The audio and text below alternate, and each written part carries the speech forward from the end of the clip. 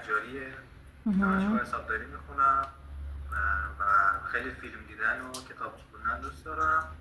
از شود که کلا خیلی هم به کار فنی علاقه‌مندم. چی منو خوشحال میکنه؟ کتاب خوندن خوشه که چیزایی که میتونه حال من بهتر کنه. پول منو خوشحال میکنه واقعا.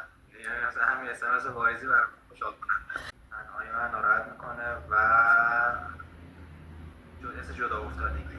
خیلی برونگرام اصطلاحاً، یعنی آدمی که توی ارتباط میگیرم، راحت دوست پیدا میکنم، ولی خب از اون طرف هم آدمی هم که اصلا اعتماد نمیکنم. یعنی خیلی کم پیش میاد که یادم اعتمادم 100% جلب کنه.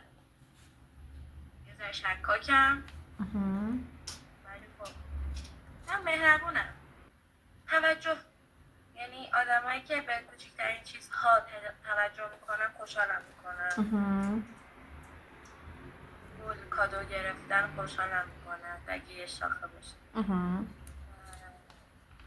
اینکه یه تایمی واسه خودم بذارم خوشحالم میکنه. ولی اون حد و مرزی که میذارم اگه ازش مثلا بگذرم واقعا اذیت میشه و یه واکنش استرس شدیدی دارم. من کسایی که دوستشون دارم اگه بهم بی توجهی کنن ناراحت میشم. گربه دارم خوب که عقیم شد و رشتم انسانیه، دارم آشپزیت میگیرم و برونگرام تا حد. یه سوال از آروشا بپرس که بهتر بشناسیمش. یکی از ترساتو بگو. از این سوراخ هم میترسم. مثلا کندوی عسل یه مورد که باعث میشه که مثلا یه ویژگی که باعث میشه که تو به این آدم اعتماد کنی. یه وقتی که مشکلی چیزی دارم هم طرف کمکم کنه. سوالم اینه که مهمترین ویژگی اخلاقی چیه؟ شخصیتی اخلاقی. برای کسایی که دوستشون دارم وقت میذارم. کسایی که توی خیابون میبینم و نمیتونم بهشون کمک کنم، یعنی نیازمندن. تیراندازی میکنم. بیشتر زندگیم تو تیراندازی هستش کلا. و اینکه رشتم طراحی دوخته. آفرین. اولش فکر می‌کردم آسونه ولی الان دیدم اصلا آسون نیست. بعد اینکه دیگه کم کم دارم بهش علاقه پیدا میکنم. ADHD دارم، برونگرام، ولی بعضی چیزا خیلی تو خودم میریزم که طرف مثلا مامانم میگه که تو درونگرایی بیشتر، ولی داری سعی میکنی که خودتو برونگر جلوه بدی. اینکه تیر خوب بزنم تو تیراندازیم همش تو پیشرفت باشم. آفرین. و تو زندگیم کنم پیشرفت کنم. این خیلی خوشحالم میکنه. اینکه بعضی از کارمو مثلا انجام نمیدم، به تعویق میندازم و این باعث میشه که یه ذره انجام نشه کارام و پیشرفت نکنه. اینکه نسبت به حرفای همدیگه بدون اینکه صحبت بکنید با ایموجی ریاکت نشون میدید خیلی کار خفنیه. دوست دارم. آفرین. ناخودآگاه باعث میشه که این وسط نظر همتون رو بدونم. ترس زندگیش، حالا ترس و فوبیا، ترس از باخت.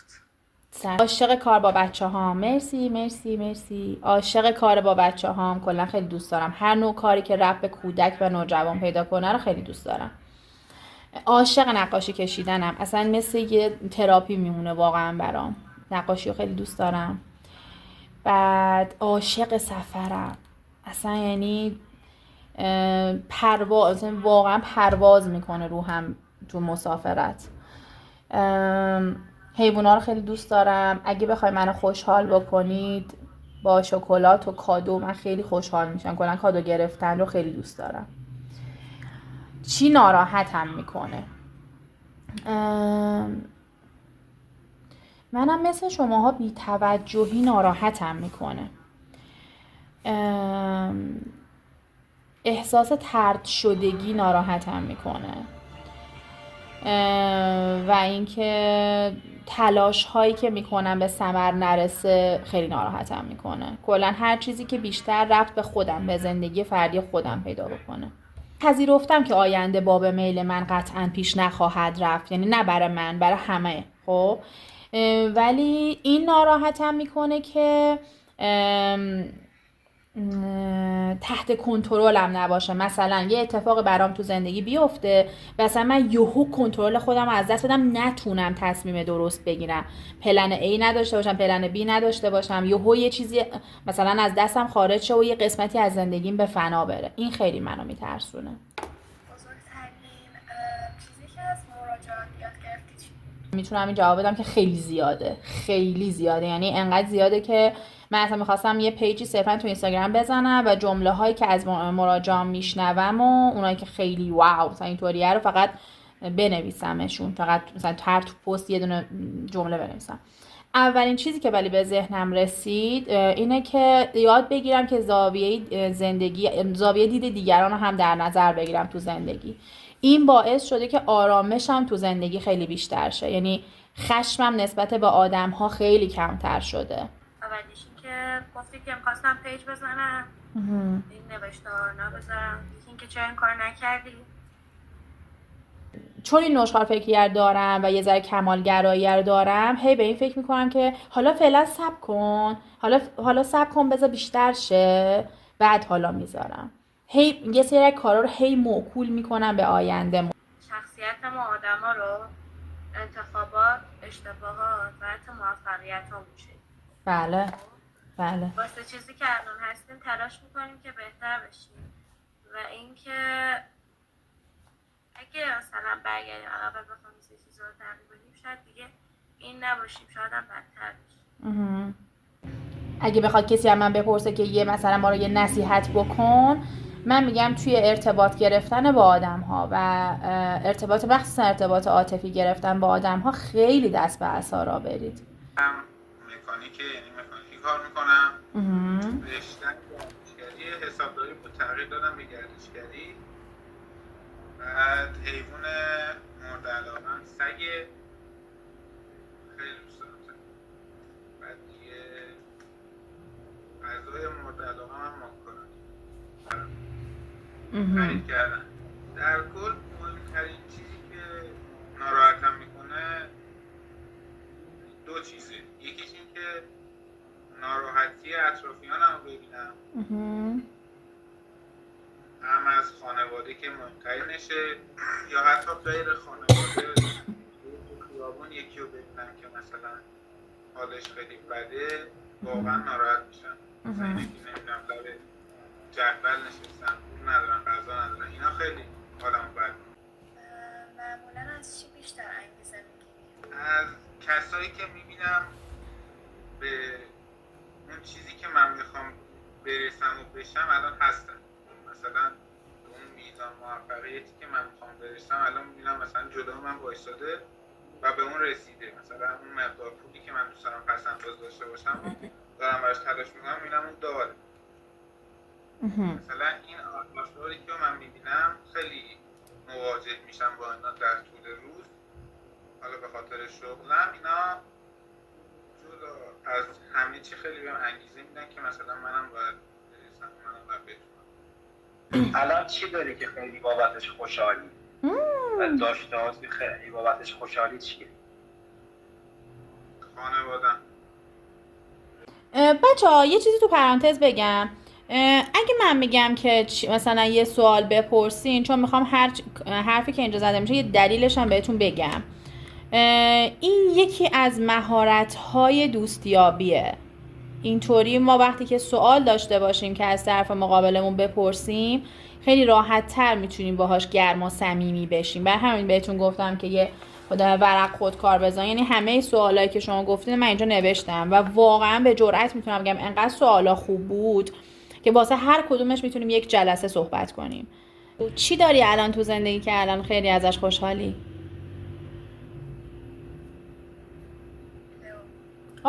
عزیزم لئو پیشیشه.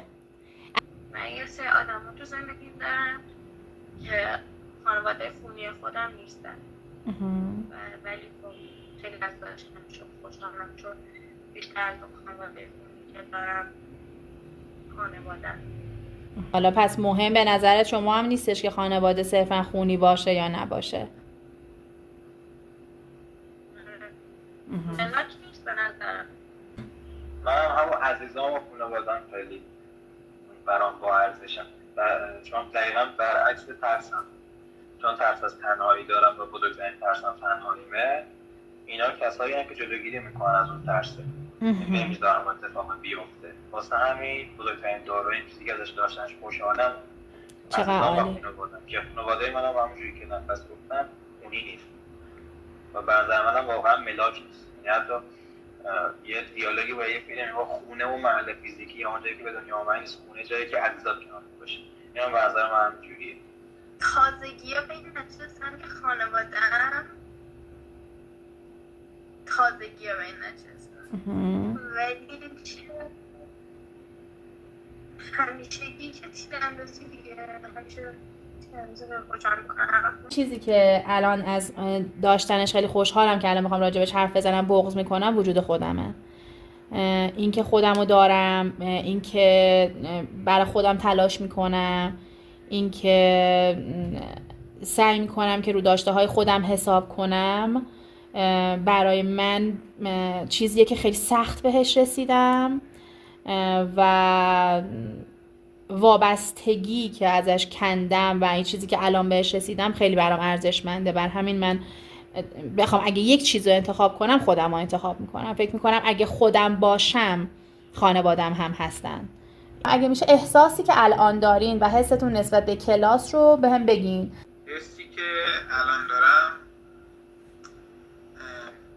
یه حس تقریبا میشه گفت خوشحالیه، چون فکر میکنم که این کلاس ها باعث رشد من میشه. خیلی فان بودش، دوست داشتمش برام، یعنی احساس نمی‌کردم که اینطوری دوستش داشته باشم، میدونی؟ یعنی اولش دیروز که بهم گفتی یه گارد نسبت بهش داشتم، گفتم که آره، ولی الان به نظرم که خیلی خوب بود. چقدر خوب. یعنی جلسه بعدش مثلا شرکت می‌کنم. وای باعث افتخار ماست. مرسی که هستی. آره و